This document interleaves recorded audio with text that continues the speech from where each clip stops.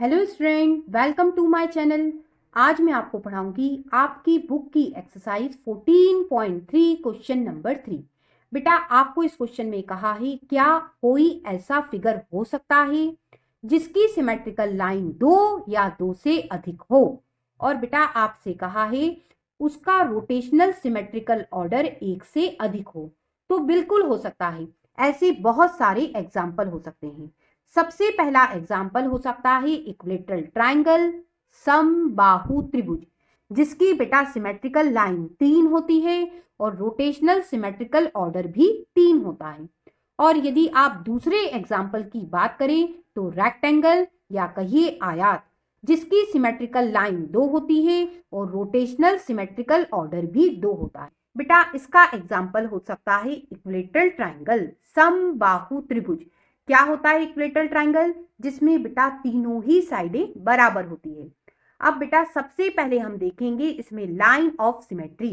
बच्चों इसमें 3 symmetrical line draw की जा सकती हैं, तीनों बेटा वर्टेक्स से। वर्टेक्स से आप सामने वाली साइड के मिड पॉइंट को आप मिला दीजिए, एक सिमेट्रिकल लाइन इस तरह से ड्रॉ हो जाएगी। ये पहली सिमेट्रिकल लाइन।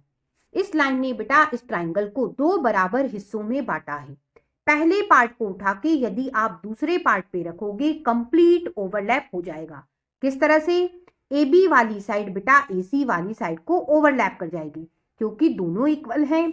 और बेटा ये वाला हिस्सा इस वाले हिस्से पे कंप्लीट ओवरलैप करेगा। क्यों? क्योंकि बेटा ये मिड पॉइंट है, बी पॉइंट सी पॉइंट पे आ जाएगा। हम कह सकते हैं ये जो लाइन हमने ड्रॉ की है ये सिमेट्रिकल लाइन है, सममित रेखा है। बिल्कुल वही बात बेटा इस वर्टेक्स से इस साइड के मिड पॉइंट को मिला के एक लाइन ड्रॉ कर दीजिए इस तरह से। इस तरह से बच्चों दूसरी सिमेट्रिकल लाइन ड्रॉ हो गई। इसने भी बेटा इस फिगर को 2 बराबर हिस्सों में बांटा है। पहले पार्ट को उठा के यदि आप दूसरे पार्ट पे रखोगे कंप्लीट ओवरलैप हो जाएगा। बिल्कुल वही बात सी पॉइंट से बेटा आप इस साइड के मिड पॉइंट को मिला के एक लाइन ड्रॉ कर सकते हैं, जिसे आप सिमेट्रिकल लाइन कह सकते हैं।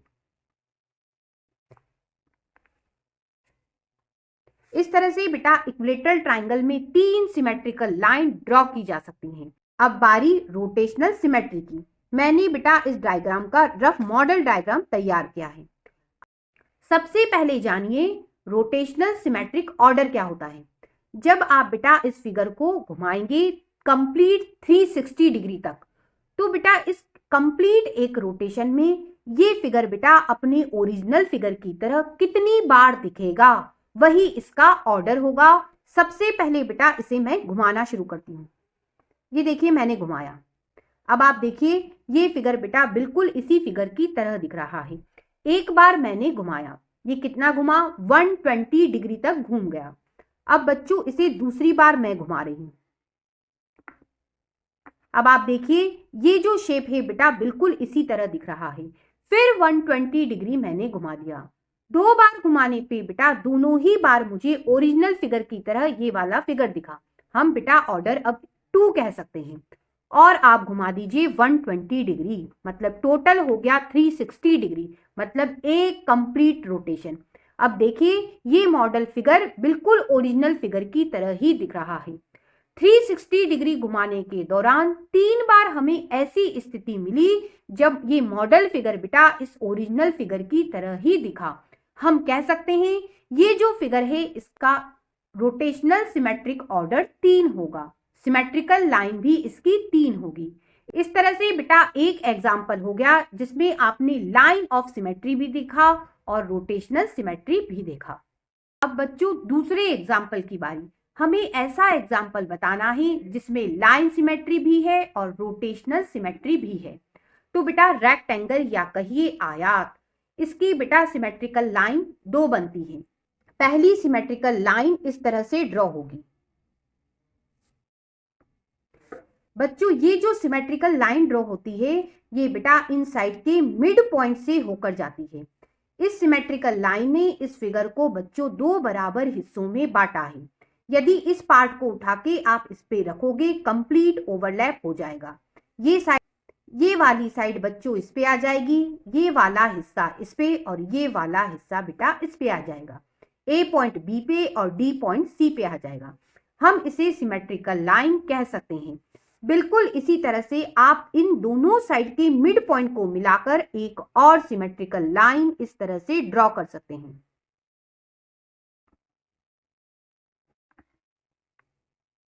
इस तरह से हम कह सकते हैं रेक्टेंगल की दो सिमेट्रिकल लाइन होती है। अब बच्चों यदि आप वर्टेक्स से भी सिमेट्रिकल लाइन ड्रॉ करना चाहते हैं तो बेटा नहीं ड्रॉ होगी। क्यों? यदि आप इस बात को प्रैक्टिकली जानना चाहते हैं तो एक पेपर रेक्टेंगल शेप में लीजिए और बेटा उसके जो डायगोनल है उसे सिमेट्रिकल लाइन मान के उसे फोल्ड कीजिए, तो आप पाएंगे ये दो जो पॉइंट होंगे ये बेटा एक दूसरे को ओवरलैप नहीं करेंगे, मतलब डी पॉइंट बी पॉइंट पे नहीं आएगा। इसका मतलब हम डायगोनल में सिमेट्रिकल लाइन ड्रॉ नहीं कर पाएंगे। इसका मतलब ये हुआ रेक्टेंगल की सिर्फ और सिर्फ दो ही सिमेट्रिकल लाइन होती है। ये बात हो गई लाइन ऑफ सिमेट्री की। अब बारी रोटेशन सिमेट्री की। इसके लिए बच्चों मैंने एक मॉडल तैयार किया है, ये रहा। ये मॉडल बेटा बिल्कुल इसी तरह से है। अब हम इसे रोटेट करेंगे। जब हम इसे 360 डिग्री तक रोटेट करेंगे तो हम देखेंगे इस रोटेशन के दौरान ये जो फिगर है बेटा इस ओरिजिनल फिगर की तरह कितनी बार दिखता है। देखिए सबसे पहले मैंने इसे रोटेट करा इस तरह से, 90 डिग्री बच्चों रोटेट हुआ। अब देखिए ये फिगर क्या इस तरह से दिख रहा है? बिल्कुल नहीं दिख रहा। तो फिर रोटेट कर लेते हैं। अब आप देखिए ये फिगर बेटा बिल्कुल इसी तरह से दिख रहा है। हम कह सकते हैं आपने फिगर को बेटा 180 डिग्री तक घुमा दिया और बेटा आपने देखा मॉडल वाला जो फिगर है इस ओरिजिनल फिगर की तरह दिख रहा है। इसका मतलब इस फिगर का ऑर्डर अभी एक है। अब और घुमाते हैं, ये और घुमा दिया, 180 घुमा चुके थे, अब बेटा हमने 90 घुमा दिया, मतलब कंप्लीट कितना घुमा दिया? 270 डिग्री घुमा दिया। अब आप देखिए ये फिगर बेटा इस तरह से नहीं दिख रहा है, और घुमा देते हैं। अब और 90 डिग्री घुमाया, मतलब अब टोटल कितना हो गया? 360 डिग्री।